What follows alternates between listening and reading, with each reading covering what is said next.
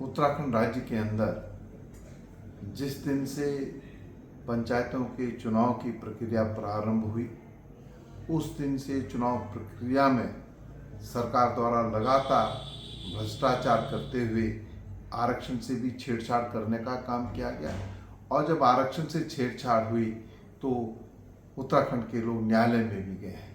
न्यायालय में वाद विचाराधीन है और अब जिला पंचायत के अध्यक्षों का चुनाव होना है। और मैं समझता हूँ कि अध्यक्षों का आरक्षण भी पूर्व में सरकार को कर देना चाहिए था, लेकिन सरकार को लग रहा है कि वो पंचायतों में चुनाव हार रही है, इसलिए जिला पंचायत अध्यक्ष का आरक्षण जो है जिस तरीके से सरकार ने करने का काम किया है वो भ्रष्टाचार उसमें स्पष्ट परिलक्षित होता है। देहरादून के अंदर मैं कहना चाहता हूँ कि मेरे पुत्र अभिषेक को रोकने के लिए जिस तरीके से सरकार ने आरक्षण से छेड़छाड़ करने का काम किया है और इस आरक्षण में जो छेड़छाड़ हुई है व्यापक स्तर पर इसमें भ्रष्टाचार हुआ है। प्रेस कॉन्फ्रेंस के माध्यम से मैं उस भ्रष्टाचार को भी उजागर करने का काम करूंगा। हालात बद से बदतर है, सरकार भ्रष्टाचार में डूबी हुई है, संविधान के विपरीत आचरण करने का काम कर रही है और आरक्षण के विपरीत आचरण करने का काम कर रही है। इसलिए हम सबको मिलकर के सरकार की इस चुनौती का सामना करना है।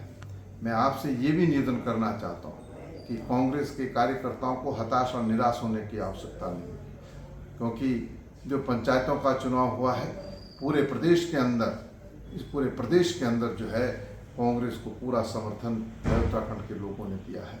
और मैं कह सकता हूँ कि देहरादून जनपद में जिस तरीके से आरक्षण के साथ खिलवाड़ किया गया है, हम इसको कभी स्वीकार नहीं करेंगे।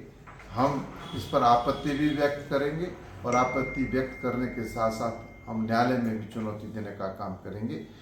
हम देहरादून जिला पंचायत का चुनाव पूरी मजबूती के साथ लड़ने का काम करेंगे, क्योंकि हमारे पास पूर्ण बहुमत है और सरकार को शिकस्त देने का काम करेंगे। इसलिए आइए हम सब लोग मिलकर के इस चुनाव को मजबूती से लड़ें और यही मैं उत्तराखंड के और देहरादून के कांग्रेस जनों से अपील करना चाहता हूँ। धन्यवाद।